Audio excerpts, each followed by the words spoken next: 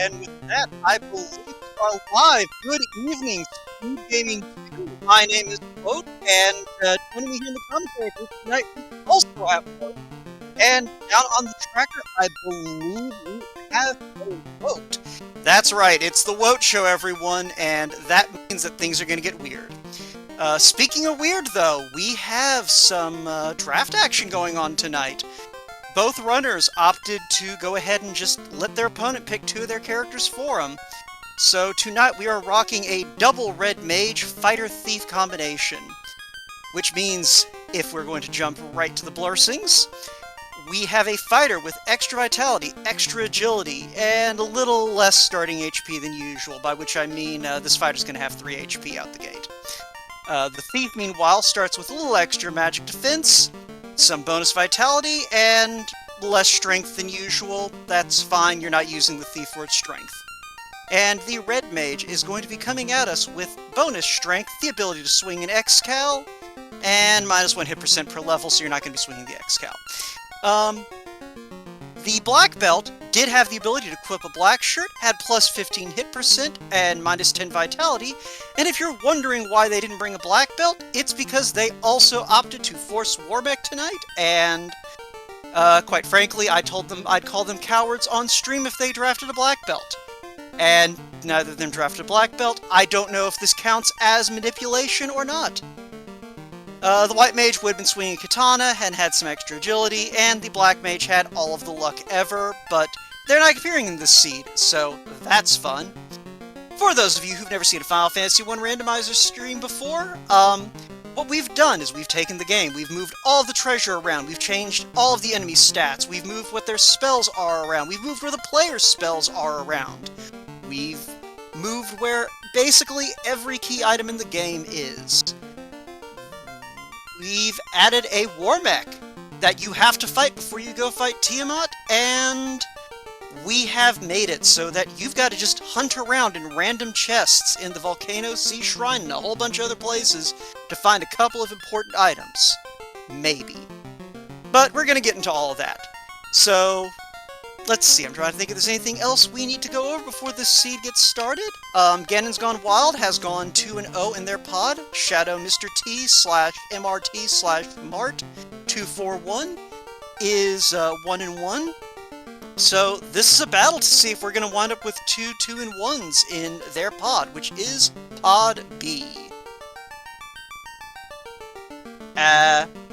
So, let's see here. Is there anything else we need to get over before we get started? I don't believe so. So, how y'all doing tonight, chat? Because, I rolled this seed. And earlier today, I rolled a seed that had an airship in the first 8 minutes and took 1 hour and 20 minutes to finish. So, there's no telling what's going to happen here. But, overall, we're pretty much just waiting for the stream to catch up. They've been going for about 11 minutes, and we should be getting the ball rolling here any moment. I'm personally going to be pulling for shadowmrt tonight because he remembered to name one of his Red Mages Wote, aka the best class. For the best person, namely me. But we are off! So, let's go ahead and see what we've got here at White and Black Magic. Oh, GanonsGoneWild actually checking the armor first. And that chain +3 basically means everyone who's not a thief in his party is pretty much squared away for probably the first quarter to a half of this seed. Anyway, we have Fade and Wall that is Red Mage learnable, but, it's not gonna matter. We also have Nuke. Which is not great news if you brought 2 Red Mages, though, because that basically means you're only getting the Nuke instead of having those high-powered spells spread out across the entire seed. And just to reiterate, since I see a few people trickling in and asking, we have a 2-0 versus a 1-1 match, I believe, between GanonsGoneWild and shadowmrt. GanonsGoneWild is the high seed of the two. He's the one who picked both of the Red Mages, going first and last in the draft. shadowmrt favored the Thief Fighter combination for his 2 picks. But here in the Temple of Fiends, the first dungeon of the game, we pretty much just have some cash and a cabin. And oh, I was mistaken, that fighter gets 5 HP to start. Literally the first fight that Ganon gets XP for, that fighter's gonna have plenty of health, but it is mildly amusing to see 5 HP.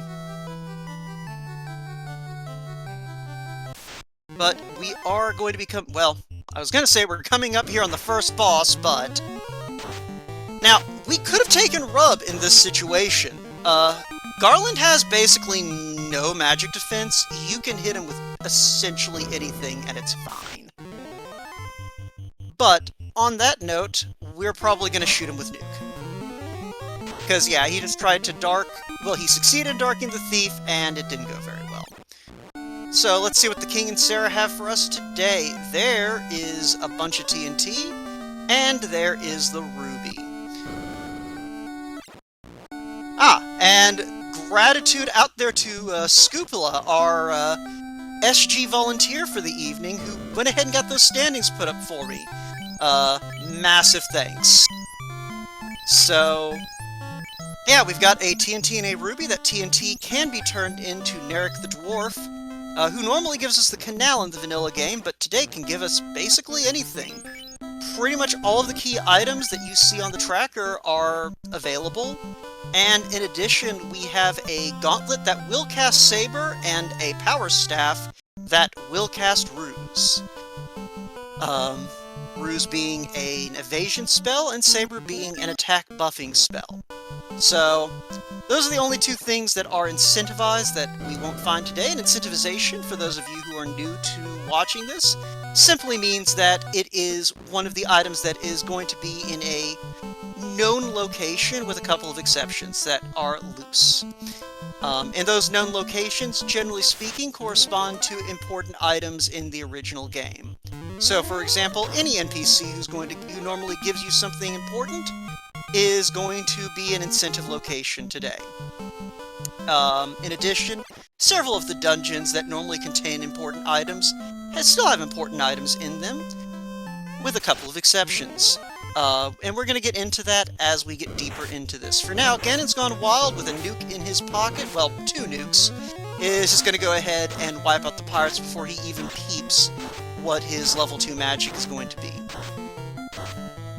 So, right away, Shadow Mr. T off to a little bit of a slower start than Ganon, but it should be fine, and that is going to be a bottle. Wow, we are just getting nothing helpful to start this seed out. And the trend continues. We do not have a vendor item yet.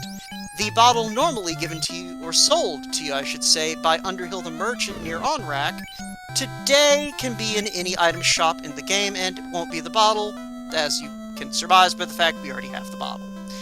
But let's go ahead and find out what we've got sitting around at level 2 magic. And, well, there's our life spell, cheap Cure 3, and I believe I spy, yeah, there's Brack, Lit 3, Zap, and Saber. So that's a fairly stacked level 2. I can't imagine either run is going to pass up on getting life on at least one of these red mages. And if they find the tail and can convert that fighter into a knight, that life is also going to be available for that. But with that, all that being said, ooh, GanonsGoneWild, making a Peninsula of Power play. This is a pseudo-glitch in the original game. The way the overworld is laid out, essentially you have large rectangular encounter zones. And it just so happens that one of those rectangles overlaps with the northernmost part of the first continent. So you can bump into these late-game enemies by running around on the top few squares. And with Nuke in hand, GanonsGoneWild is just going to go ahead and pick up some quick levels.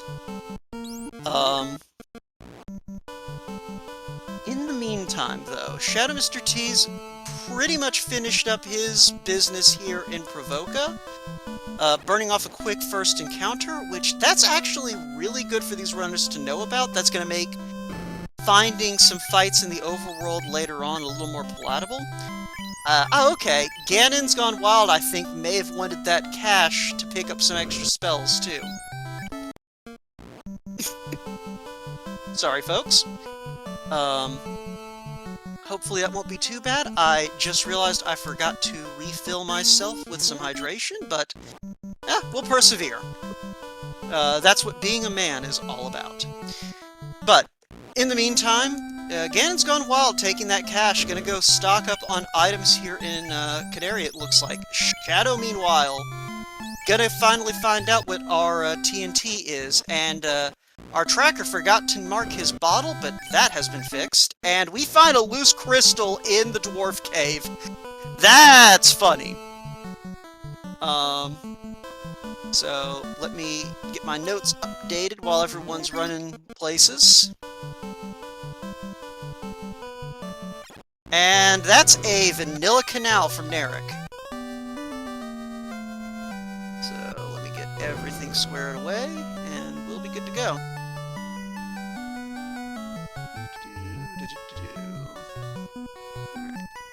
TNT came from the King, and we got a ruby from Sarah, and we've got a canal checked off for GanonsGoneWild, and my notes are all caught up now. Sorry about that. Alright, so where are we gonna go from here?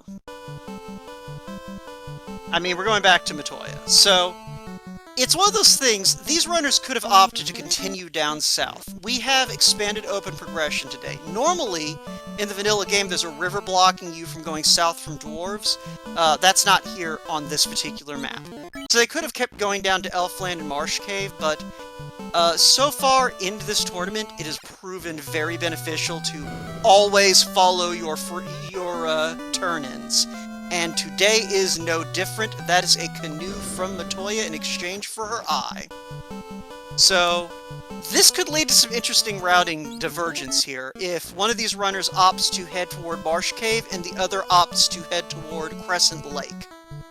But we're gonna see what happens from here.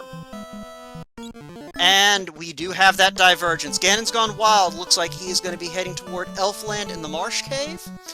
Shadow Mr. T deciding, you know what? I'm going to go ahead and hit the river system. I have 2 nuke casters. I have pretty good armor on most of my party. I should be fine. And thank you to Budgemano for letting me know that I missed by pixels marking the crystal. This is kind of one of those things where I click a button and then immediately look away because, oh dear God, I only have one eye and there are so many things that I have to keep track of.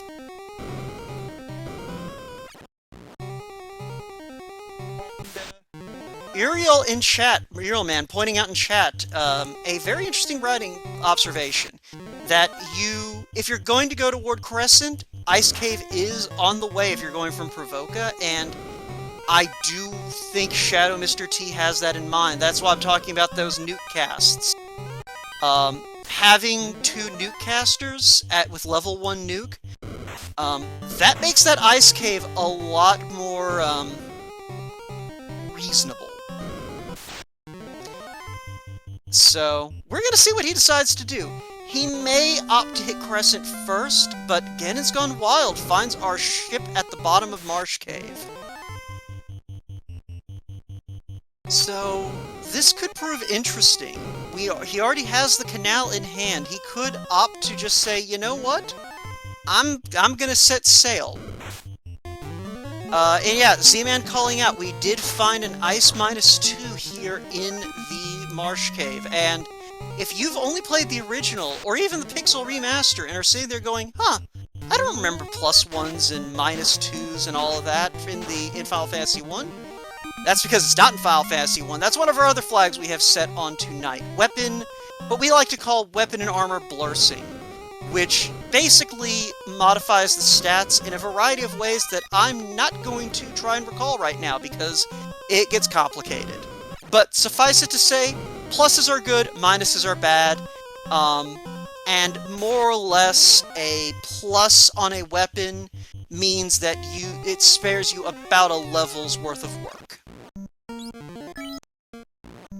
So, we have got the whatchamacallit. chat calling for a floater in ice, and the floater would mean that Shadow Mr. T would pretty much get an airship right away and probably never need to check marsh. But this ice cave could prove dangerous, but so far, Shadow seems to be doing alright, picking up plenty of levels, killing everything. But he's probably gonna wish he'd been to Elfland when he gets there, because there's Warp in level 3 Black Magic. Also, I see a couple of people in chat calling out that they are new to all of this, so welcome, welcome, glad to have y'all here. That being said, ooh, there's Invis 2, and that is also going to be night accessible if we get a class change. So, for folks who are unfamiliar with the vanilla game, there is a ability to change your character's classes in this game. Ah, and there's Cure 4. I think that's Red Wizard only. But there's Fast, and that definitely isn't.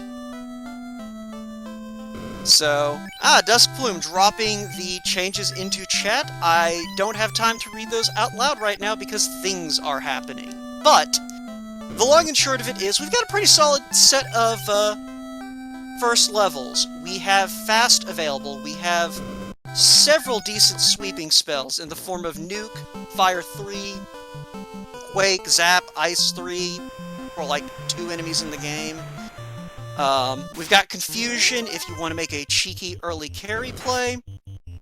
We've got Wall, we've got Life, we've got Cure 4.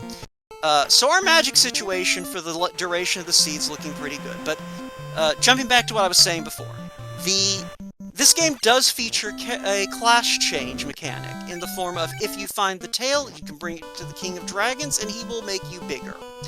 The big things with that in this particular seed are it allows the fighter and the thief to cast spells. Thief gets the first 4 levels of black magic, fighter gets very limited access to the first 3 levels of white magic. Fortunately for us today, and especially the runners, our good spells in those first 3 levels have landed in places where the knight will be able to use them. Assuming that we get the tail and get it and gain access to Bahamut early enough for it to matter. That being said, we are finding things again, and there is the cube, which is half of what we need to get to Tiamat at the top of the Mirage Tower. Shadow finally down to the looting level here in Ice Cave, immediately finds a Rub +4 staff and a Coral +3 sword. Both very nice weapons to find. Well, Rub staff less so, but the Coral sword's nice, and I mean, Rub's okay. It'll probably be helpful for like 1 or 2 fights, maybe.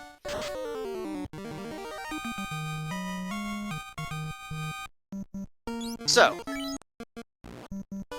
yeah, we just saw Shadows with Cremate, and we find a -1 katana. I mean, obviously, you prefer to find a katana that has, like, improved stats, but oh! Hi there, Ice 2 sword. We can't equip you until we class change, but oh! And that's a temper hammer. Okay. So, all of our casting items apparently in Ice Cave today. But, that temper hammer is gonna be vital. So, temper, for those of you who are... even if you're familiar with the base game, temper didn't work in that game. So, what temper does is, every time you cast it, it improves your character's attack stat. Which is very handy for the purposes of hurting things. And what these casting items do, that's the weapons that have, like, capital letters. What they do is if you use them in battle, they will cast the spell that's in capital letters. In the vanilla game, they aren't named that way, they're named something more interestingly, and hey, there's the herb! In Crescent Lake for 11.7k.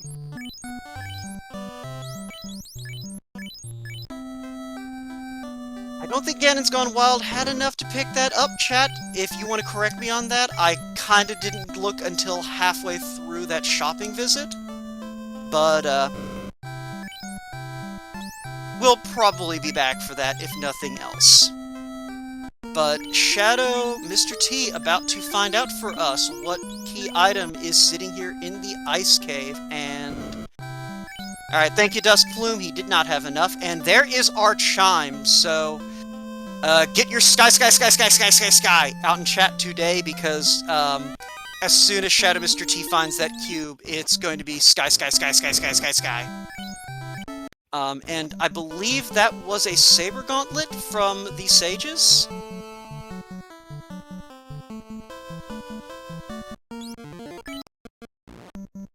Alright, thank you, Chad Burt.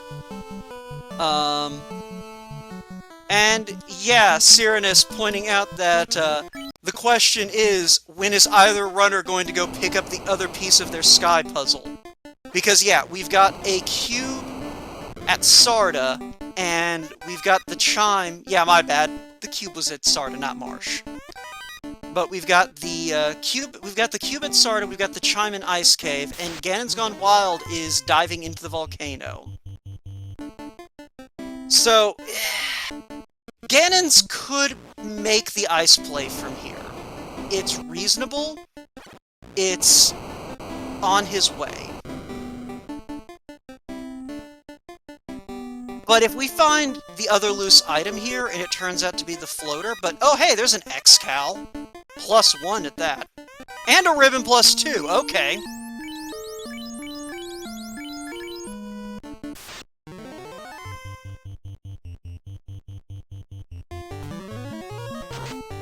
Cyrenus, everyone skips the deep hairpin if they don't want to deal with it. It's the deep hairpin, no one likes it.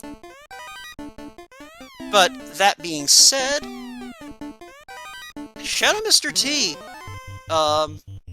just now getting to Crescent Lake, and getting there after GanonsGoneWild, in spite of picking this direction from the get-go, but is going to be picking up this herb right away.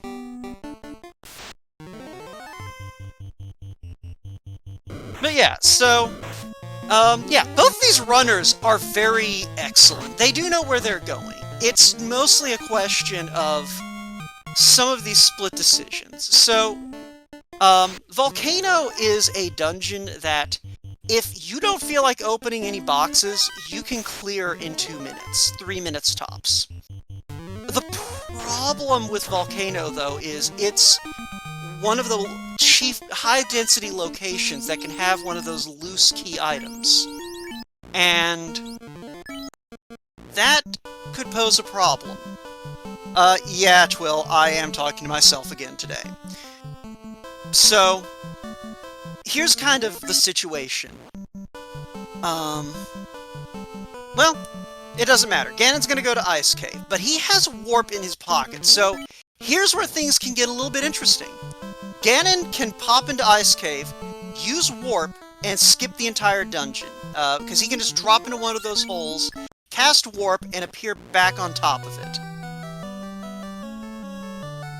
Chadbert taking notes for things to yell at Shadow after this race, one way or another. You'll love to see it. And I will make sure to let Shadow know that you have a list of notes for him. Alright, so Shadow went down to Crescent to just check a few things. But we are going to see what there is to see. So, GanonsGoneWild only checked the top layer of Volcano. I suspect... well, Shadow's a little more loaded. He may, he's got more levels, lying around. He may decide, you know what? I'm just gonna go ahead and take care of Carrie while I'm here. No reason to come back here, but we'll see what happens. But he is gonna get his X-Cal, he's gonna get his ribbon. I think that's about all we saw of importance in this armory. Yeah, that Temper Hammer and that Coral +3, if Ganon opts to take the efficient play instead of looting, he might miss both of those.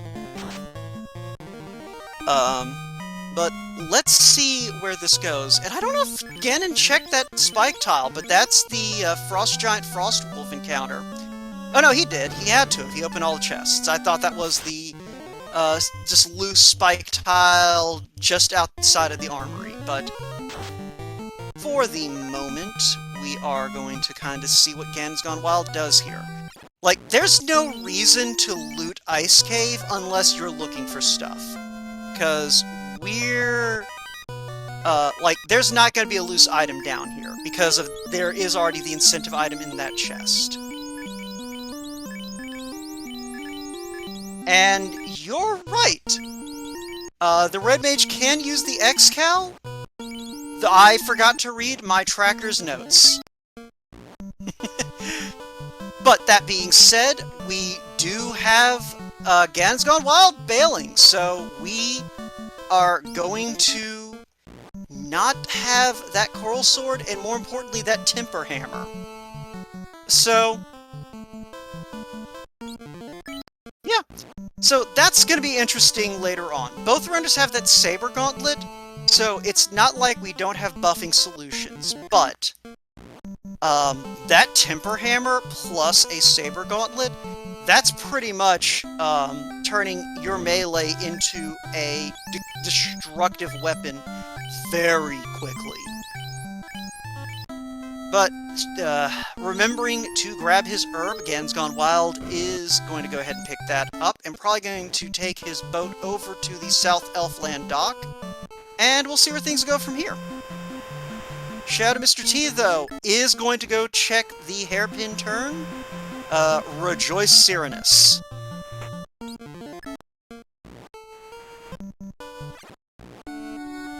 Yeah, I mean, to be fair,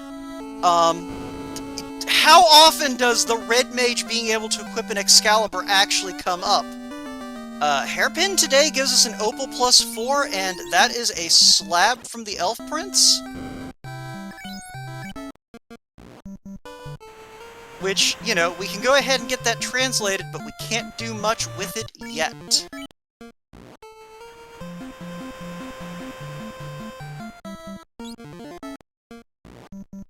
Alright. Just making sure my notes are up to date. GanonsGoneWild, gonna go ahead and go to Ordeals. So, normally you need the crown to come up in here. I know, that's such a thing that comes up in the original game. But, here and now, we don't need it. We have a flag set that just says, you know what, the old man just lets you through. You clearly are supposed to be here, you got a clipboard, and you're walking around looking important. And Shadow Mr. T, opting to go deeper into Volcano. I like this play, personally. You're here, you've got Nuke, you've got, especially if you're Shadow Mr. T, you've got decent weapons. Like, you can take this carry down. You know, Nuke is not going to be as devastating against carry as it is against some of the other bosses, just because, like, carry 1 has pretty good magic defense, but it'll get the job done. Between that and just being able to swing some other weapons, and being able to use an Invis +1 shirt to buff your party's evasion, that's going to be nice. And here we have one of the giants from the Hall of Giants. And we're on our way. So GanonsGoneWild, making a play I really like.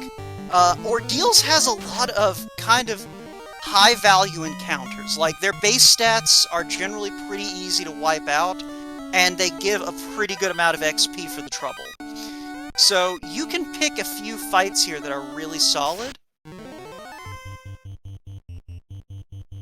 But, in the meantime...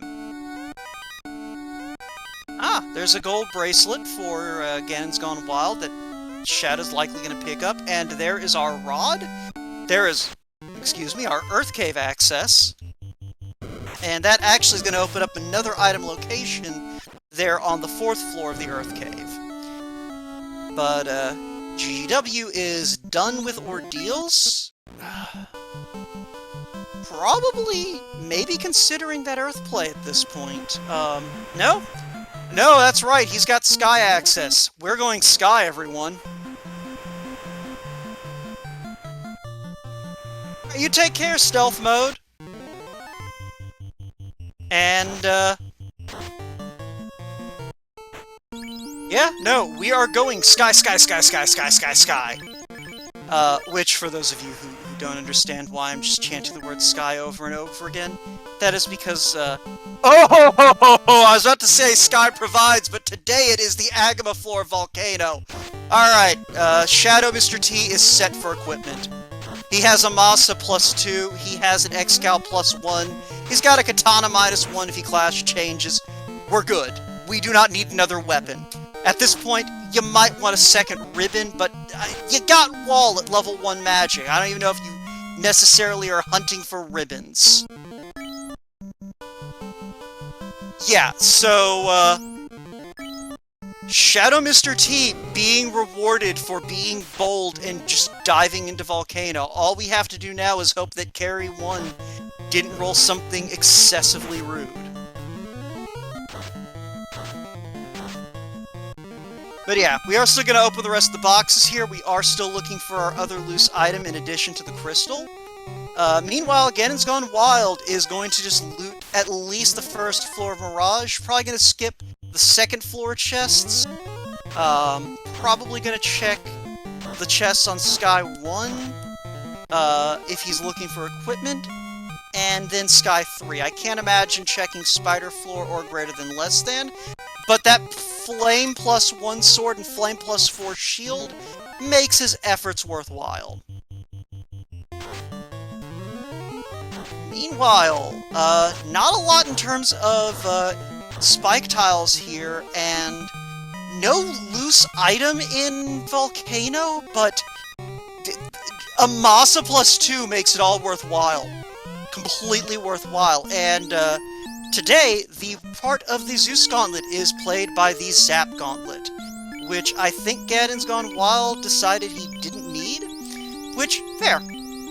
I mean, Zap is a time spell, so nothing resists it, but Zap is also a very low effectiveness spell, so it's not like resisting it. Like, not resisting it matters very much. But yeah, no, I can't imagine that Carry 1 is long for this world. Not because of the thief, but, because of that.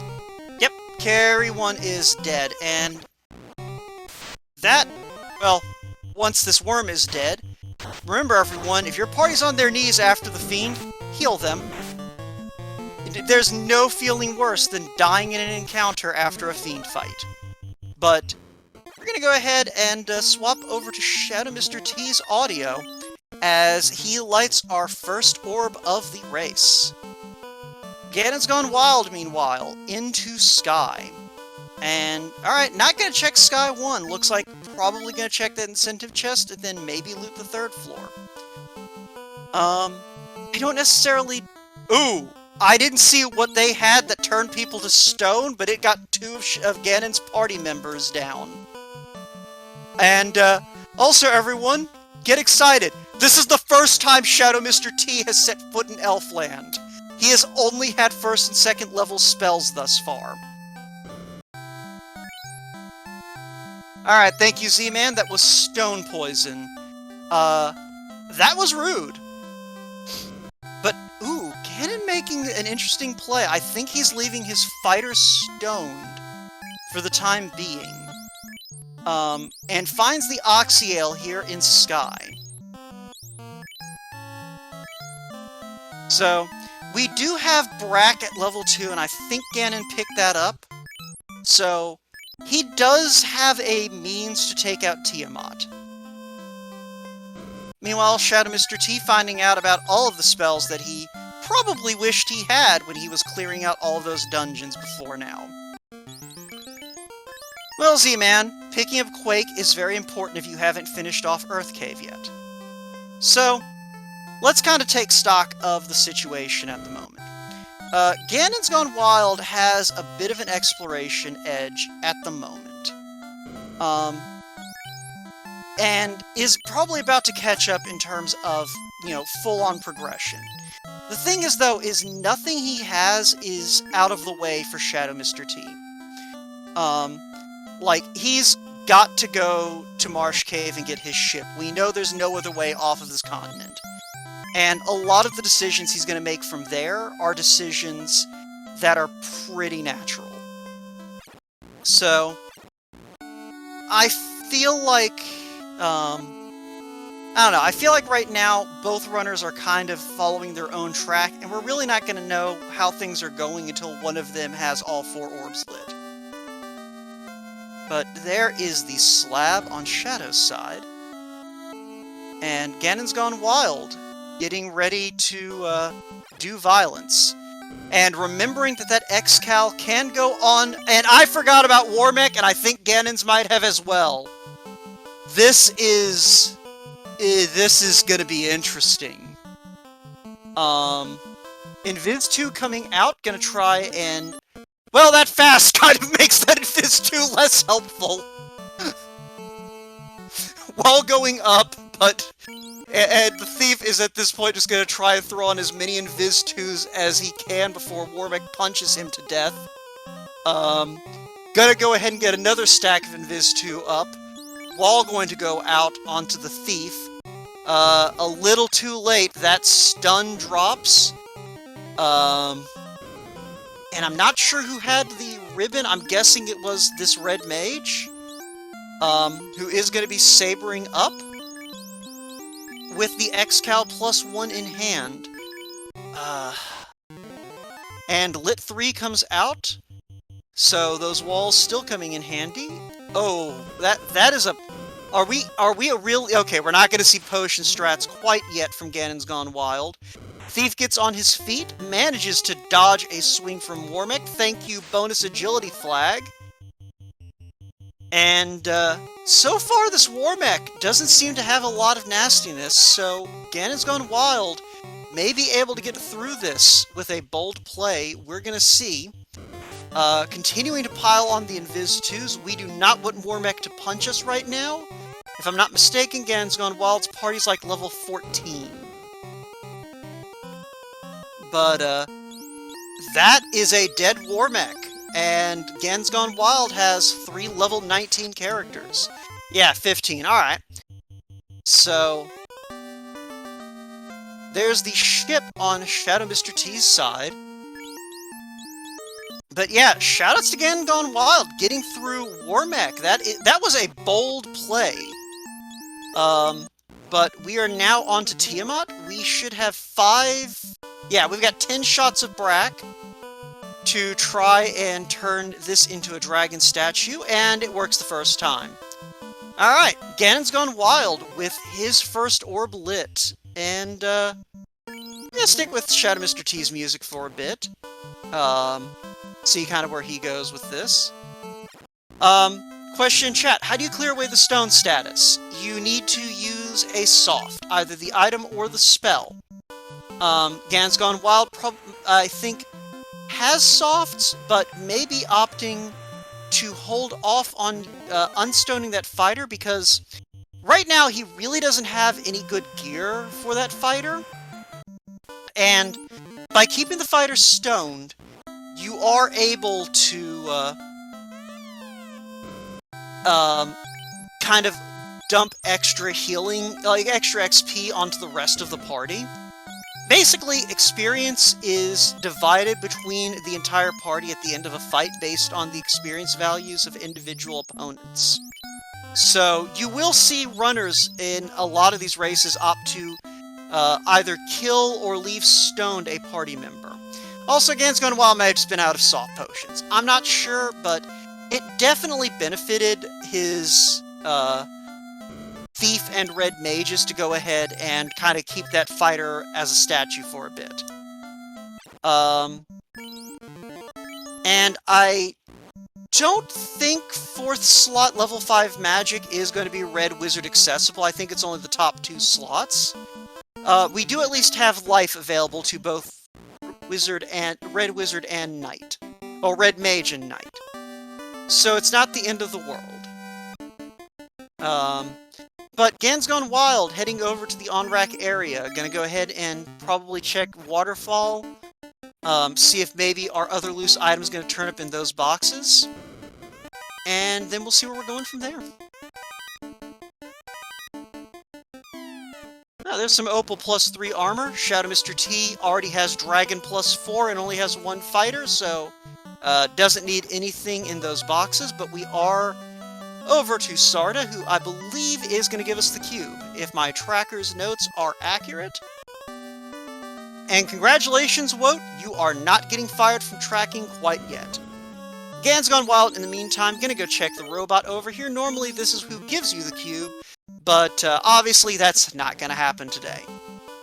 But yeah, there are 6 chests here that can have our other loose item, considering we found the crystal in a low probability chest.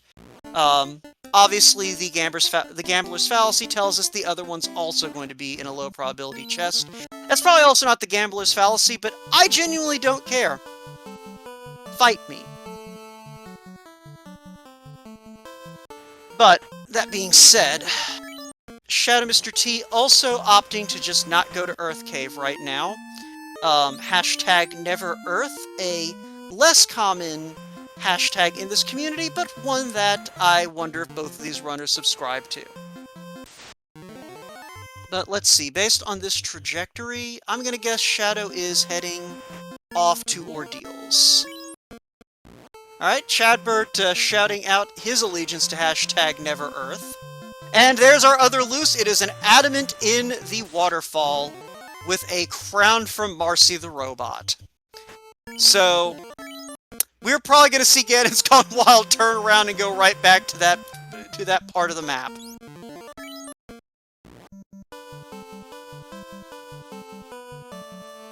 He might go ahead and take out Kraken. He's here, he's got Brack. Shadow Mr. T hot on his heels, though.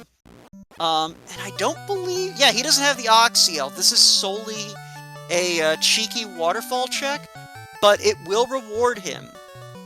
So we'll see what Shadow Mr. T gets out of this.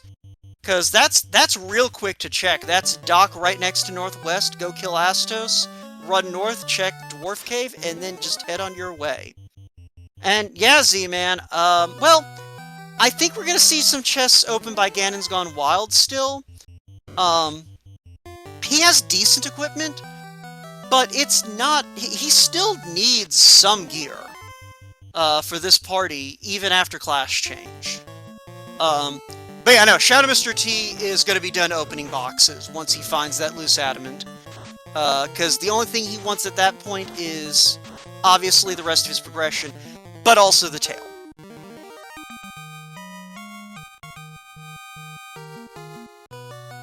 So, kind of going to be in a lull here for a moment.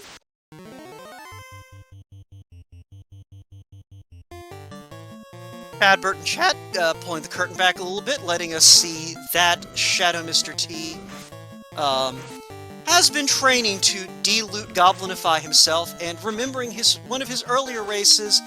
Yeah, breaking the loot goblin habit is going to be a little bit hard with this one, but doable. And Woat hanging on with 9 HP to wipe out almost that entire seafood party platter.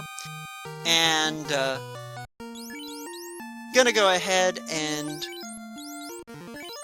Yeah, that was where was that spike tile? Oh, I guess that was the spike tile here in... that's normally the Mummy Whiz Mummy bird fight. But speaking of seafood, GanonsGoneWild heading down into Kraken's abode. And again, we do have plenty of casts of Brack.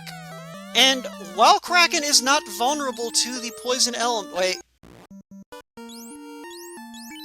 Okay, Shadow did grab the crown. I was very scared there for a moment because I didn't see him talk to the robot, but we're good, we're good. False alarm. Alright. So yeah, Shadow... Yeah, no, I saw it in his inventory. I just had a moment of concern there. And I think Shadow might have too. But we're good. So Shadow popping the map open to make sure he knows where he's going, but we're gonna go turn in... Well, no, we're stopping at Ordeals first, but our next stop after Ordeals is gonna be to turn in all of this stuff. He might open these boxes here, Chadbert. Like, the Ordeals chests are free. Even people who are in Go mode will sometimes stop to open them. And we know that Ordeals is that required rod, which, in retrospect, I should have remembered that Shadow didn't have the rod, so he couldn't do Earth anyway.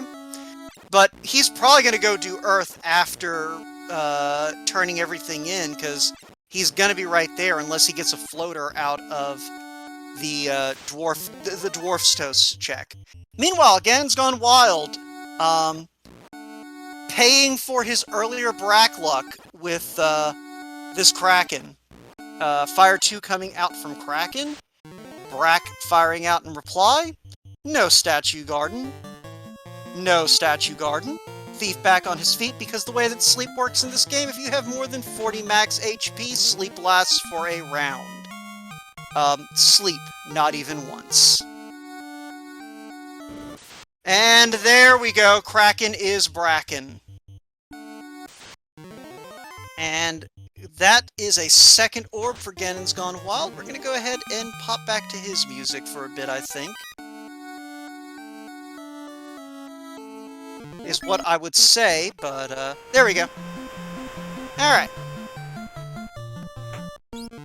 So, let's see where GanonsGoneWild goes from here. I'm going to guess this is a play to go check those, turn-ins that he picked up from the waterfall. And then after that, it's going to be interesting.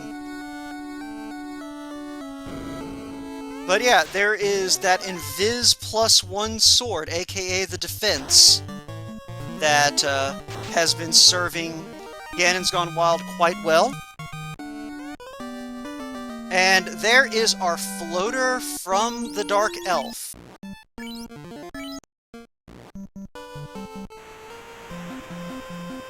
And GanonsGoneWild deciding he is in go mode, or alternatively saying, you know what, I'm just gonna go turn my floater and then come back to check the dwarves. Yeah, he's not in go mode, he still needs the key and the loot anyway. But yeah, gonna go get this airship and then go fly back to do the dwarves rather than wasting time walking up there. Not hate it.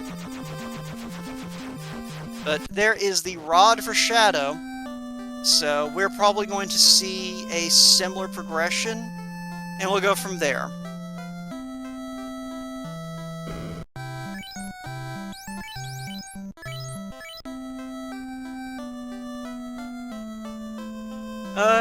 Will in chat pointing out the entertainment value of the rapid teleportation soundtrack restarting.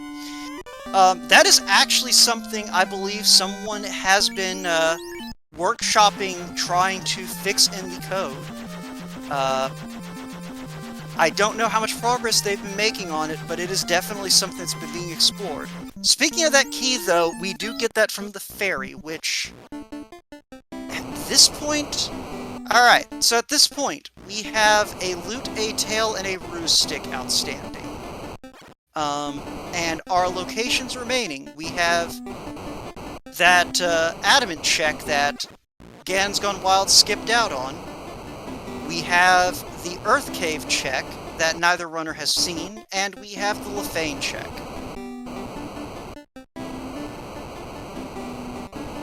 But yeah, I don't know how deep into it they've gotten. Apparently there's a lot of issues with making sure that the timing still works with the tracks because of the way the music engine works. It's a whole thing.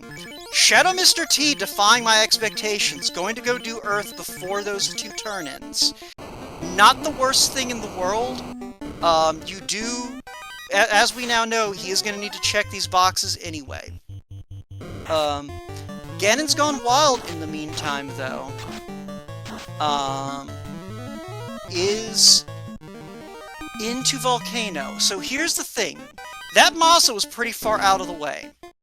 Ganon could decide... Yeah, I think Ganon decided to skip that chest, basically taking the free ones on the critical path and going straight for carry.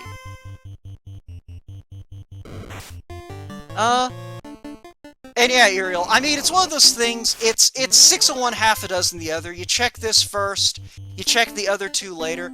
He would have saved a little bit of time if he'd gotten that floater from Astos and then was able to just land outside of Earth Cave, but with the way the encounter table shaped up, he's not going to lose that much time walking from Earth to Astos. And the thing is, anytime he might have lost on Ganon's Gone Wild, he is gaining because he's got a Masa +2 on Ganon. Like, Ganon's not getting that Masa +2 at this point. Because that was, I think, the northwestern check on the Agama floor, and Ganon skipped that. So, that's going to make things interesting. Ganon's Gone Wild does have an experience advantage right now, thanks to having already done the Sky stuff, kind of danning some party members, half strategically, half because I think he had to. Still opting to fade that blacksmith, though. I mean, this might be, let's turn in the slab and then go to blacksmith, but it's going to be interesting if he goes earth instead of going to turn that adamant. Ah, Fuzzy Ribbons in chat asking a jargon question. Danning a party member. And Z-Man again, letting me know that I have misclicked things. Again, I kind of fire and forget, so the way the tracker is, that fire is right next to Earth if I'm off by a couple of pixels. But yeah, thank you for keeping me honest there. Gotta juggle a lot of stuff. But anyway, danning a party member. So, in the Final Fantasy I speedrun, like the normal game, not this, the usual naming scheme for a long time, for the world record, was like something like Ace, Bob, Cal, and Dan. And Dan was the party member that was deliberately killed off to siphon more XP to everyone else. So the phrase danning a character, and there's the tail. The phrase danning a character just means you deliberately let a character die and stay dead in order to siphon more experience to the rest of your party. Yeah, Uriel, I'm not sure where the naming scheme came from. It might be partially because of that, but, you know, it's partially because A, B, C, D. But all that is to say, yeah, whenever you hear someone in one of these streams talking about danning, or to dan a party member, is basically to say, yeah, this is the character I intend to let die so that everyone else can grow stronger faster. Because levels in this game do several important things for you. 1, they give you more health. 2, they make you better at hitting things. 3, if you're a caster, they give you more spell slots. 4, they give you magic defense. And magic defense is your saving throw. It is what lets you take less damage from spells and avoid taking damage from dying from instant kill effects. It is essentially what protects you from some of the nastier things magic can do. And there are several spells in this game that only magic defense protects you from. Nothing else in the game will protect you. So, being able to siphon levels to your party is incredibly valuable.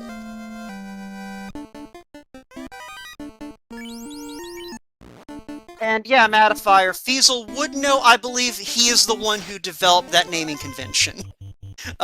Feasel being a former world record holder, and I haven't kept up with the state of the vanilla game, but I believe he is still fairly high up there in the ranking when it comes to Final Fantasy I. But yeah, I believe the danning naming convention actually is straight from Feasel. Shoutouts to Feasel. But anyway, some dude in purple pajamas just died on Shadow's side, and I think it's not going to be too long before it also dies on Ganon's side. So, thank you, Chadbert. Of course, Fred came up with a new route for world record.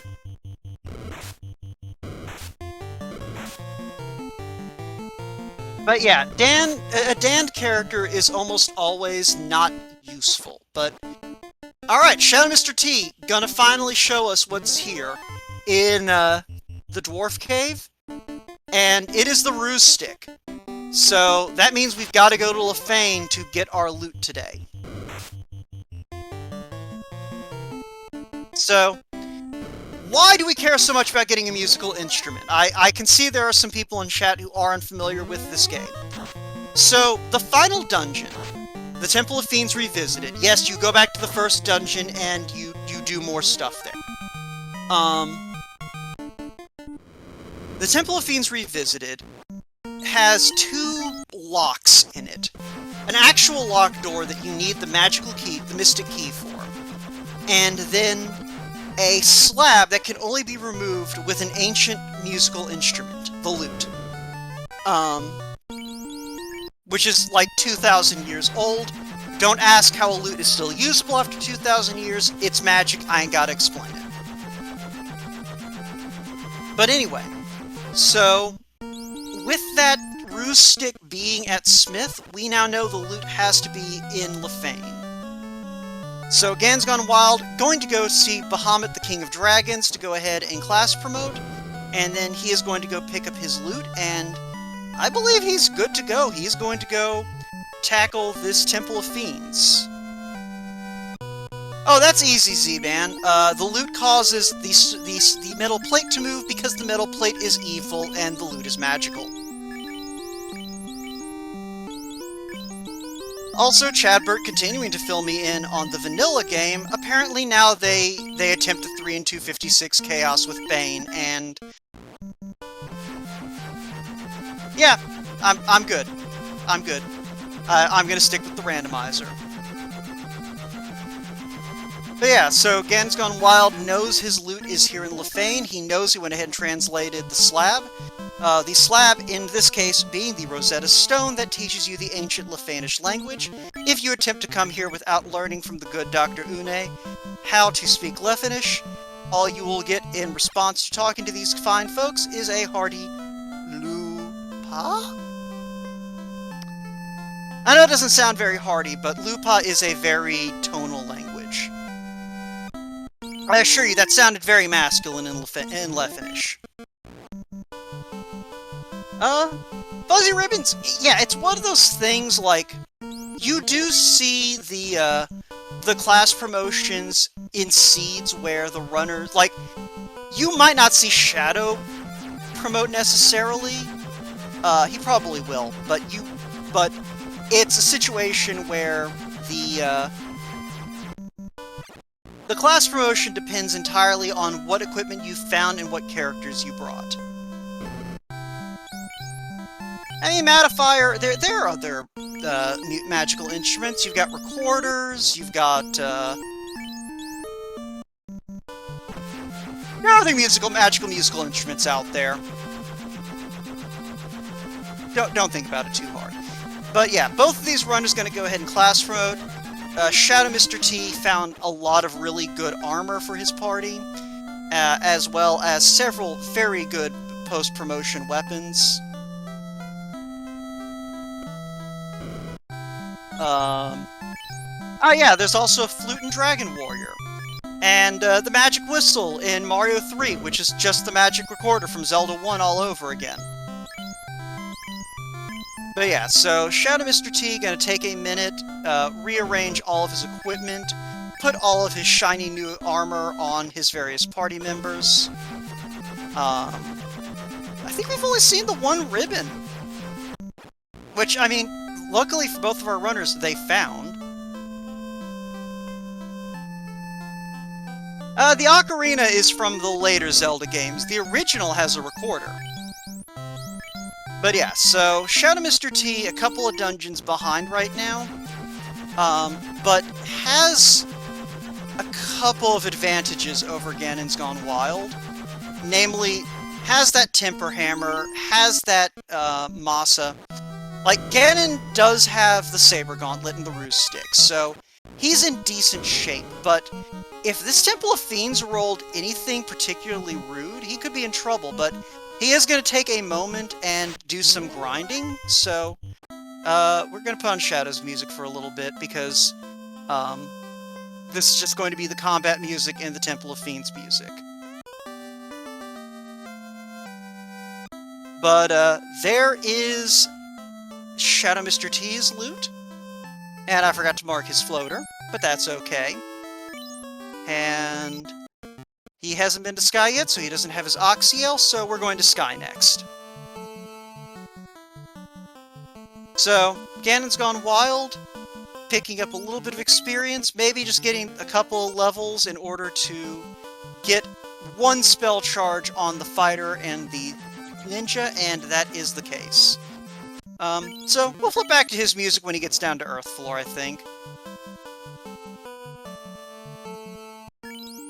But, gonna go ahead and see Shadow Mr. T save. And we are into Sky on his side. Mostly I just want to hear the Sky music for like a minute.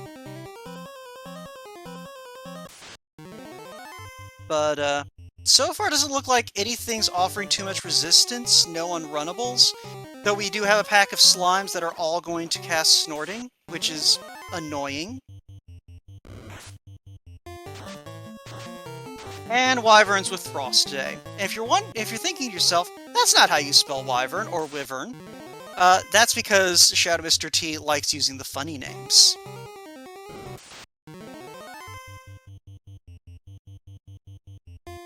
Well, I don't want to spoil the ending of Link's Awakening, but I would argue that it makes sense given the ending of Link's Awakening. But, there we go. We're gonna get a little bit of Sky music. Because, you know, what's a fantasy game without winding up on a space station controlled by a dragon?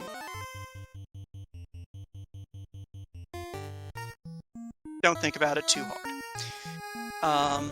But yeah, Shadow knows this has to be his Oxyale, so he's got his Oxyale and is gonna go fight his Warmech. Ganon's gone wild, up to, the purple guy again.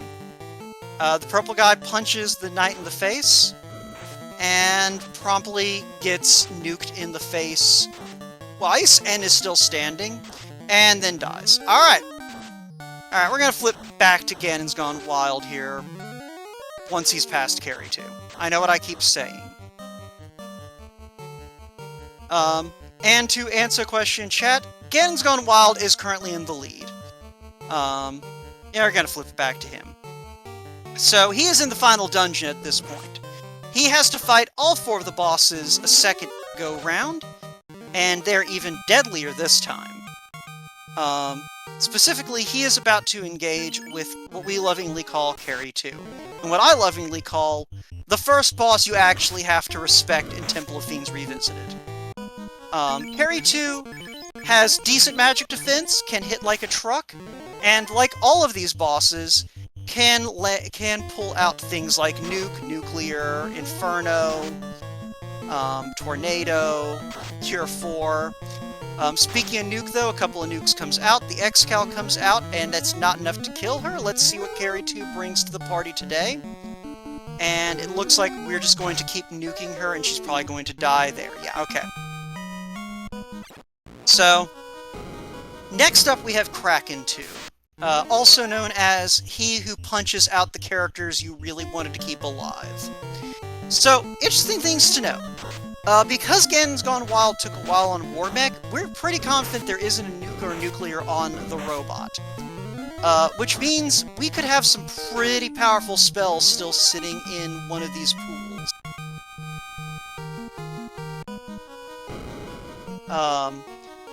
Not that it should be enough to do anything. Ganon's Gone Wild at this point does have a life cast on that knight. So as long as his knight survives, he can pick up the pieces as long as he wins a fight. But... oh yeah, never mind. Warmech had nuclear. You can't say it's commentator's curse, this happened 10 minutes ago. But Shadow Mr. T should be fine. He's got plenty of resources, and he can still hit Warmech with Amasa.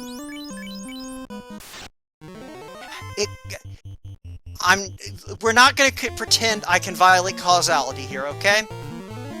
I can't curse retroactively. But Kraken, takes a swing, doesn't manage to drop that thief. Ganon's Gone Wild might be in good shape here. Speaking of being in good shape, Shadow Mr. T threw Warmech, and out comes Nuclear from Kraken. Ganon's Gone Wild, really hoping Kraken dies this turn. And it does. Alright, he can pick up the pieces. It's fine. Everything's fine. No one's dead except the thief, and the thief will be fine. We can pick him up. It's fine. Zenobian asking if GanonsGoneWild is wearing chain instead of the opal armor on his knight. It's entirely possible. GanonsGoneWild's kind of lived fast, died young, leaving a beautiful corpse. But Shadow Mr. T, in the meantime, coming up on this Tia 1, probably won't even bother with Brack strats. Doesn't actually look like he does have Brack on one of these casters, but yeah. Gonna throw out some Bracks, because you got him, but you got a knight with Maza, who's in the early 20s, I think, at this point. You're not going to waste, you're not going to be relying on Brack. But, meanwhile, speaking of Tiamat, oh! Tia 2 has nuke. It's fine. GanonsGoneWild's party is still standing. He's gonna fire nukes back. At this point, we're just kind of playing nuclear missile tag. It's fine. That taking 300 damage from GanonsGoneWild's swing, less fine. But it's fine. It's doubtful Tia is going to bust out anything that's going to do too terribly much to this party at this point. The Cure 4s make sure that at least someone's going to survive. We take another swing. Tia 2 is still alive. Nukes are going to come flying out, and Tia 2 goes down. Alright, so Shadow Mr. T still needs to light that water orb. GanonsGoneWild has reached the Fiend of Fiends. We are about to confront Chaos. And for those of you who haven't figured it out, our objective in this game, we want to kill Chaos. GanonsGoneWild may have a little bit of, maybe find this a little bit tricky, though. Xcal has been doing work until this point. All those lovely bonuses that Xcal gives you, gone. He does have a Saber Gauntlet, that's going to do some work. But it is one of those things, he is in a suboptimal weapon situation for Chaos at this point. So his best bet is to pile the buffs onto this fighter, and hope that Chaos doesn't do something that murders him. No, Varchild, unfortunately we are not able to negotiate with Chaos to rule over half the world. He remembers how back at the beginning of the game, we kind of beat the ever-loving crap out of him, by shooting him in the face with nuclear weapons, so, he's not in a negotiating mood. Spoilers for this game, by the way, Garland is actually Chaos. Anyway, Ice 3 comes out, kills the ninja. It's fine, everyone important's still alive. It's fine, the knight is still standing, he hasn't been stunned. We're just going to take swings at Chaos, and Chaos can't kill anyone with that Quad X. Knight swings again. Chaos is still standing, the red mage is dead, it's fine, the knight is still standing, can still swing. And Chaos goes down, 7 hits for 160 being the death blow. Get your GGs in chat for GanonsGoneWild. I'm going to go ahead and get him in here for an interview.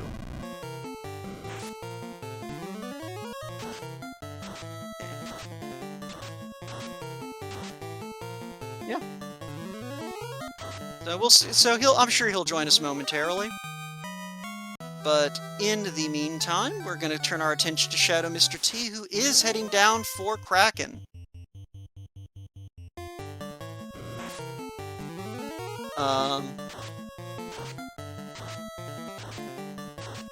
Yeah, I got a mark done, so... Yeah, so he's been up and away for the last 10 minutes, so... It might take him a few... Yeah, never mind, there he is. GG, Ganon! Oh, thanks. Wait, hold on, I did that wrong. Let me try that again. GG, GGW! Thank you. But, yeah, no, that was very cleanly done, in spite of the fact that you didn't see either the katana, or the masa, or the temper hammer that your opponent saw. Well, I had a few temper charges and fast, and the Xcal +1s, yeah, it's alright. It's alright. But yeah, I mean, the star of the show was definitely throwing nukes like crazy. Yeah. Also, as I said both in the Race Room chat and at the beginning of the stream, I applaud you and Shadow Mr. T for not taking the coward's way out in dealing with the War Mech and drafting a black belt. Yeah, I mean, when he picked 2 melees, I was like, all right, I'm not gonna pick a 3rd melee. But I mean, I won't say this, but if he only picked 1 melee, you might not be saying that right now. This is fair, valid. Like you even said you accepted being called a coward if you took a black belt, so it's all good. But in any case, so let's think. I'm trying to think about stuff that popped up in the seed that I kind of want to talk about. So, all right, right at the outset, you get that canoe out of Matoya. That is the point where you and Shadow Mr. T diverged. You decided you were going to go toward the Marsh Cave in Elfland. Shadow Mr. T opted to go to Ice Cave with that canoe. What was your thinking there? I mean, if I had like warp, I might consider ice, like an early ice play, but I kind of just wanted, like, I didn't really feel comfortable at that point doing ice, because, I mean, you have nuke, but you're still like level 7, so I kind of just, it's a little bit safer to just do marsh first, and then you also, like, I don't know, I just like to end the route at ice there, unless I can be confident that I can get through in one dip. Fair enough. Let's see here. So other things I'm kind of just walking back through the seed in my head. Also, I just realized I never actually gave you the loot on the tracker. So you were commentating and tracking by yourself? Yeah. All right. Well, this one man band can do it all, huh? Yeah, I mean, I missed a few things here and there. Lit the wrong orb for you for a while. Forgot your water orb. It's fine. I mean, it's one of those things they sometimes let this woke guy track for no good reason. But my notes were excellent. But yeah, so I'm just trying to think here. So, what was kind of the point where your equipment situation was sort of, you know what, I can live with this? Was it when you found the tail in Earth? It was when I found, well, I guess technically, yeah, the tail, but like really when I found the Excal and the ribbon and armory, I was like, okay, I'm done. Like, I was pretty much only looking for the tail at that point. Alright. So, yeah, you kind of just were thinking to yourself, that's good enough. I can throw this on a red mage if I really have to. Yeah, I mean, with what I had at that point, it felt like that was going to be enough for Topher, probably. Yeah. I did notice you stopped in Topher to get that one spell charge on your Knight Ninja, just in case. Oh! Okay, that is something I was going to ask about. So, you're in Sky. You get hit with stone. Did you just run out of softs there, or was that a deliberate danning to kind of siphon some XP? Yeah, I 100% just ran out of softs. I was not sure whether to unsoft the red mage or the fighter, and I forgot that there was a required war mech, so I'm like, oh well, I'll just get the brack charges. And then yeah, as I was walking on the bridge, I was like, wait a minute. If it makes you feel any better, I forgot you had a required war mech too until you were looking at it, and it was like, oh, this might be a problem. Yeah. But you managed to get through it, and I don't think you saw the nuclear that war mech had. Okay, well that's nice, because yeah, nuke and nuclear are kind of like the only real threats to my party at that point, because I still don't have a ton of HP, but yeah. Yeah, and you had plenty of wall casts, and you were very liberal with them. Yeah, and I had the Invis 2 like casting item as well, so I was like pretty safe except for nuke and nuclear, but thankfully I just didn't see it, so. Yeah, so you already explained why you went with a caster over a black belt in your second draft pick. Why did you go double red mage? Was that just sort of a, do you just like red mages? I mean, you can never have too many red mages. I mean, for the first pick, it's just like the most flexible pick, in my opinion. So I just like to pick a red mage usually. But then with the last pick, I just I don't know. Like the thing about snake drafts is like your opponent has to deal with the same problems that you do, and so I just like the safety of a little bit more HP later on in the game than the black mage. A little bit more potential to like red mage is just safer, even if it's technically slower. Yeah. Yeah, I mean, I as a red mage fanboy myself, I respect the play. I like the play, honestly. Yeah, so Shadow Mr. T, up to carry 2. I don't think any of the Fiends really showed anything aside from that early nuke on Tia 2. So we should be fine on Shadow Mr. T's side. He also found a Dragon +4 somewhere. I actually missed that one. I'm sure that there's someone in chat who's just like, oh yeah, no, I remember the exact chest he found it in. And you know what? Good for you. Did he find a katana? That would have been nice to find. Yeah, there was a katana -1 somewhere. I don't think that was in ice. But darned if I remember where the katana was at this point. But yeah, no, he did find a katana -2 somewhere.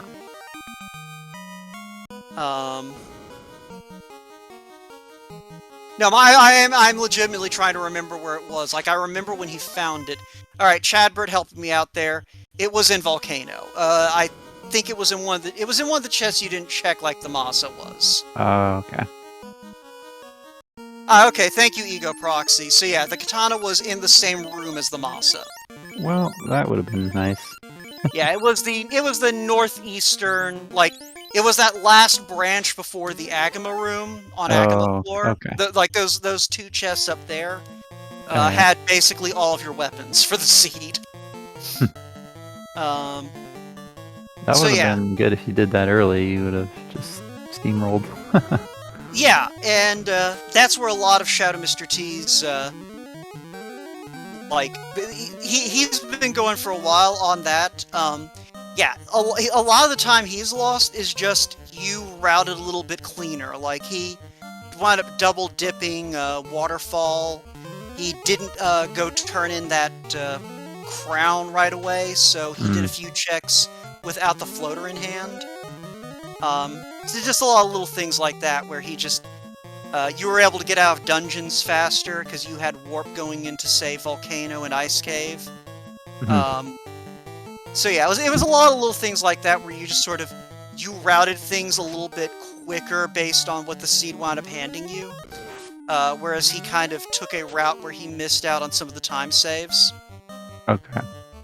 But yeah, it's one of those things like if you'd eaten a wipe or 2 in Topher because of the lower power that you were swinging with, it could have spelled out trouble for you. But as things kind of played out, you just sort of you had an edge, and you kind of kept that edge throughout the seed.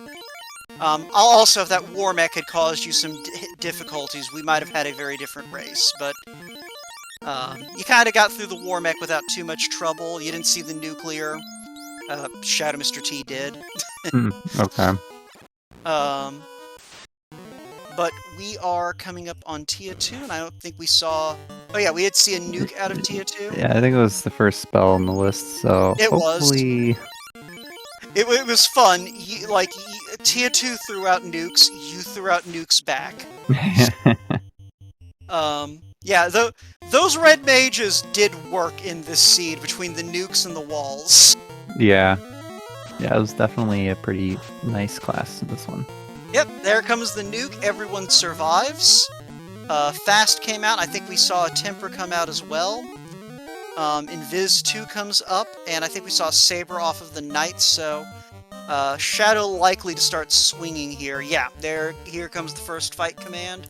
Gonna go ahead and toss another Temper onto the pile. Shadow not playing around. Going ahead and getting health back onto that red mage. I think that was 6 hits for 400 with that Masa. And I think gonna just go ahead and swing with the Thief as well. I say Thief, I mean Ninja, whatever. The fast swingy boys. Or girls. Fast swingy girls. We're gonna go with fast swingy girls. Nuke comes out, another swing with the Moss. I think that was like 800 that time. One hit from the Ninja. Blizzard drops the front line, but that's fine. The back line can cast Life, where everything's okay. Tia's high magic defense, keeping those nukes from doing too much, but we are through, and yeah, just gonna use those spell charges off of the Knight. No reason to waste those level 2 charges. So yeah, I can't really think of too much else. Did you enjoy finding a crystal in those 2 chests that you just checked on the way? Yeah, that was pretty cool. I always like when you get one of those early because it feels like, you know, all right, now I can play a little bit more risky and probably not get burned. You didn't, because the other one was also in a set of chests you're going to check. Yeah. Yeah, no, I like that. Usually we don't get to see the loose items in kind of those, like, small little groups of chests. Mm-hmm. So it always makes me happy to see it, but Shadow gonna go ahead and chug a bunch of potions. Get your chugs in chat. That was a joke. But we are going to go ahead and see how he handles this chaos. This chaos didn't seem like... I think we saw a nuke or a nuclear out of it, but other than that, this chaos didn't seem to be packing too terribly much if you're properly defended. And, you know, I say this right before he almost drops that red mage with 1 punch. It's fine. Wall gets up, it's fine. So yeah, we're probably going to see Shadow taking a moment trying to decide what this red mage needs to do, decides to go ahead and toss some defenses up on everyone. Saber comes out. Yep, alright, so... At this point, Chaos, I don't think, can hit anyone in this party. Like, that's 2 Invis 2s, that's 2 ruses, or that's 1 ruse, that's 2 Invis 2s. Yeah, everyone who matters should be safe from this Chaos, so... We're gonna go ahead, start buffing our melee in the meantime. Gonna swing with that Mazda, 7 hits, 583. Katana's gonna do 6 hits for 138, so we're already up to about 900 damage on this Chaos. Shadow stops to think for a minute, trying to decide if he wants to do something different. Probably just going to keep swinging. Gonna go ahead and throw a nuke at Chaos. 2 nukes, actually. Gonna get another easy 400 or so damage. Chaos takes a swing, that's gonna miss. Of course it's going to miss, there's so much evasion going around. Mazda comes out again. Nuke's gonna hit for 162. Mazda's gonna hit 400. This isn't gonna be necessarily the fastest Chaos fight, but it should be a clean Chaos fight.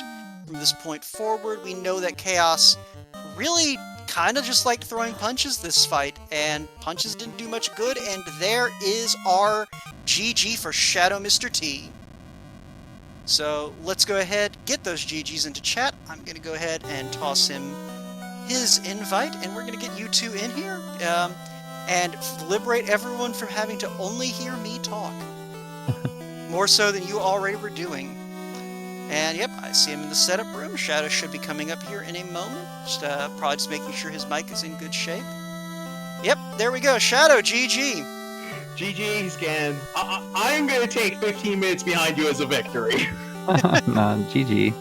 GG. Yeah, so, as I was saying to Ganon, really, a couple of the big points where y'all diverged, Ganon made the early Sky play, and got through it, so he had full power right from the outset.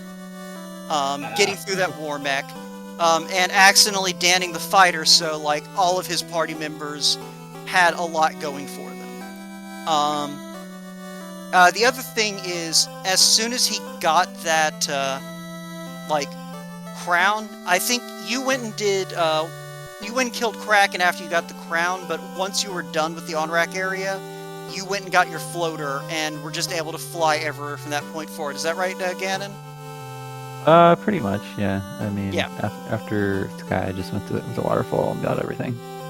Yeah, so it was one of those situations, Shadow, where Ganon definitely made some routing choices that sped things up a little bit, but I did forget about the fact that he also was, walking around with 3 level 19 characters after lighting his first orb. So that helped tremendously. You still were able to pick up some time on him, though, because he did not find that Masa, or that Temper Hammer. Yeah. Also, if I remember correctly, the Dragon Plus 4, I want to say, was an ice cave. That's what I was thinking, because I think I remember seeing it after Ice Cave, but, yeah, it was one of those things I was looking at Ganon's side when you were in Ice Cave, because, like, he was, so y'all diverged pretty much right at the start of the seed. You both, went and got that canoe from Matoya. Ganon decided to go toward Marsh Cave. You decided to go toward Ice and Crescent. So what kind of influenced your decision there? Well, we had level 1 nuke, so I was like, alright. And, level 2, like, life and stuff. I'm like, I should be able to just push myself through Ice Cave. If not, go to, Crescent, see what's there. Yeah. I mean, it was one of those things that was nice because you were able to pick up your herb on your first visit to Crescent. Ganon, I believe you had to go poke around in Volcano first, and then had to come back with the money. I did Volcano, and then went to Ice after Volcano. Well, I did just the Armory, and then after Ice, then I came back. Yeah. Yeah, but yeah, you went and got your money, and then had to come back for Crescent. Like, it didn't cost you much time, but it was a difference. But Shadow, how did you feel when you did get to Elfland and you saw Warp sitting there in the Black Magic shop? I was like, why didn't I come here first? Why didn't I? And I'm like, well, it's the risk you take going, because I think I had the Fire Orb lit by that point, didn't I? Yeah, you had the Fire Orb lit, and you had a ribbon. Or no, yeah, you had the Temper Hammer. That was the big thing you found in Ice, the Temper Hammer and the Dragon Armor. And then Mazza. Yeah, well, the Mazza was in Volcano, which Ganon's Gone Wild. By the time he got down to those lower floors, he wasn't opening mini boxes, so he missed both the Katana and the Mazza. Yeah, was there a loose in Volcano? No, there was Dwarf Cave and Waterfall. Yeah, right. Yeah, I don't think I double dipped Waterfall. I think I just walked in there once. Yeah, you didn't double dip Waterfall. You did have to double dip the on-rack area. Yeah, because the Oxyel was in Sky. Yeah. So that felt a bit bad. I'm like, well, oh well. I mean, Shadow, there's a reason why when Chime and Cube are available, chat just becomes a bunch of people going, Sky, Sky, Sky, Sky, Sky, Sky, Sky! I mean, yeah, true. Yeah, well, I was like, do I really want to go to Sky early? Because I'm pretty sure Warbeck had nuke and threw it out like first thing on my party. He had nuclear, and Ganon never saw that. Oh. Yeah, I guess I just got super lucky because I don't know. I forgot that Warmech was there until I was in the maze, and then I was like, oh, well, there's a Warmech coming up. Yeah, I'm like, yeah, this is not good.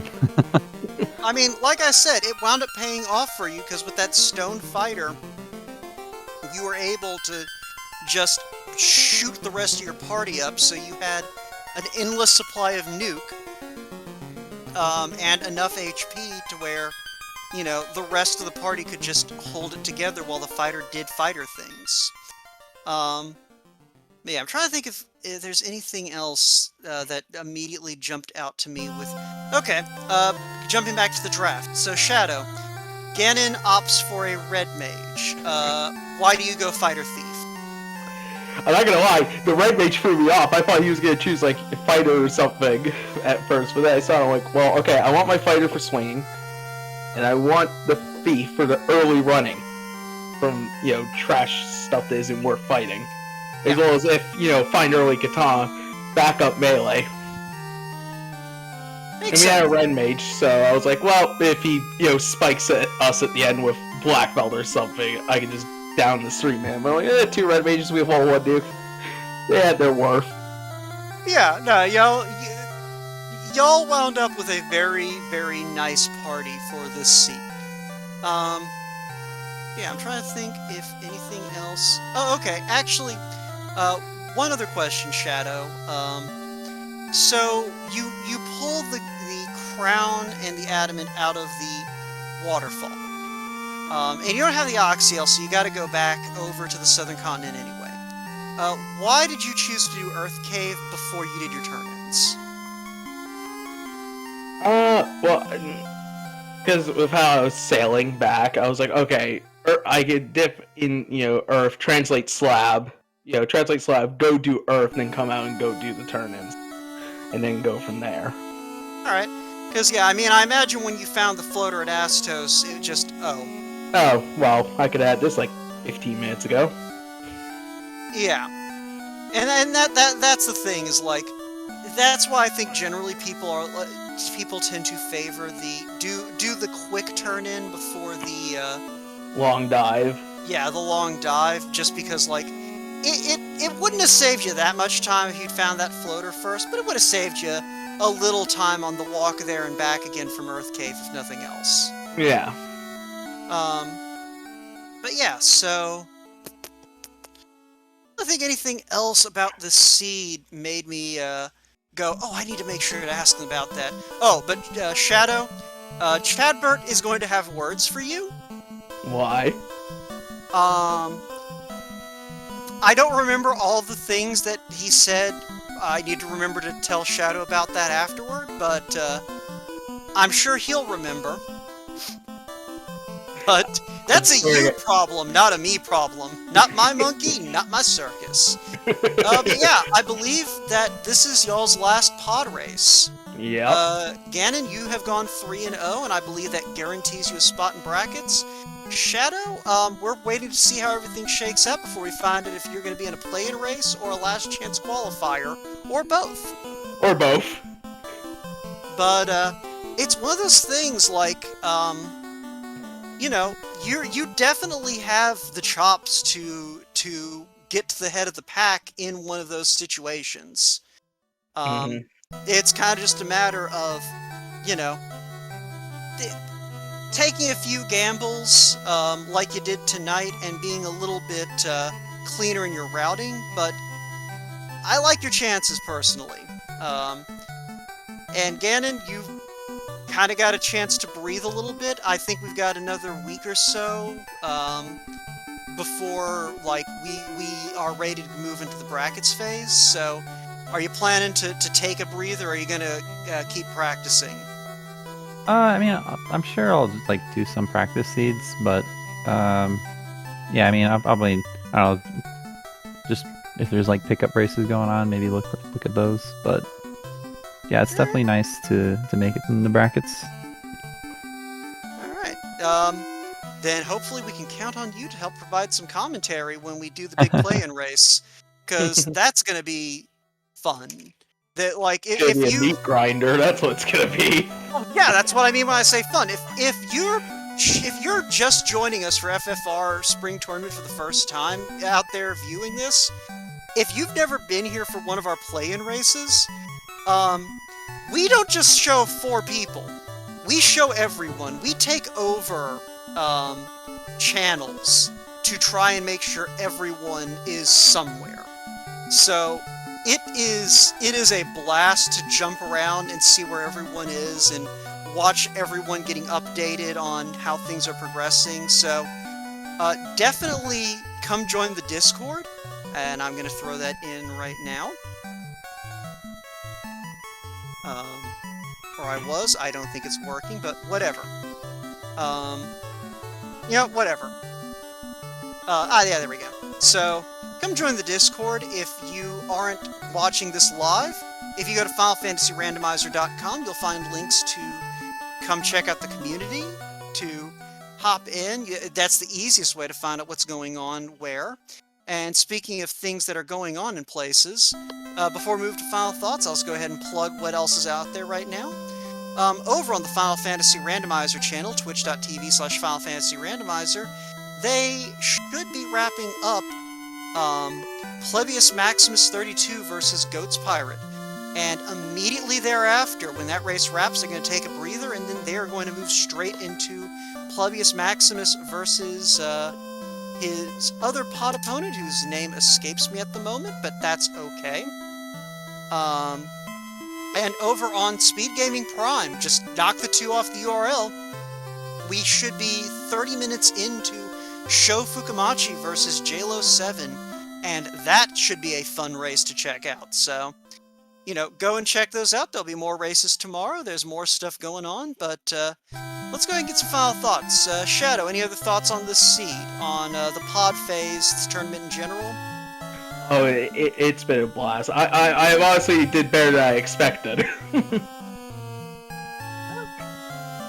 Alright, Ganon, what about you? It's been fun, and yeah, just looking forward to doing some more races, and it's been fun watching. So yeah, it's been a good tournament so far. Alright. Short and sweet, and y'all have heard enough from me, so thanks again to Speed Gaming for helping us out. Shoutouts to these two runners, GanonsGoneWild and shadowmrt241. They, you know, they put on a very solid race, all things considered. And that's going to do it here for us. So like I said, Speed Gaming Prime if you want to catch a race in its early phases. Final Fantasy Randomizer if you want to go scope out the end of one race and the beginning of another one. And we'll catch all of you later on. Have a good night, everyone. And Wout, go ahead and take us home. Thank you very much, Wout. And good night, everyone.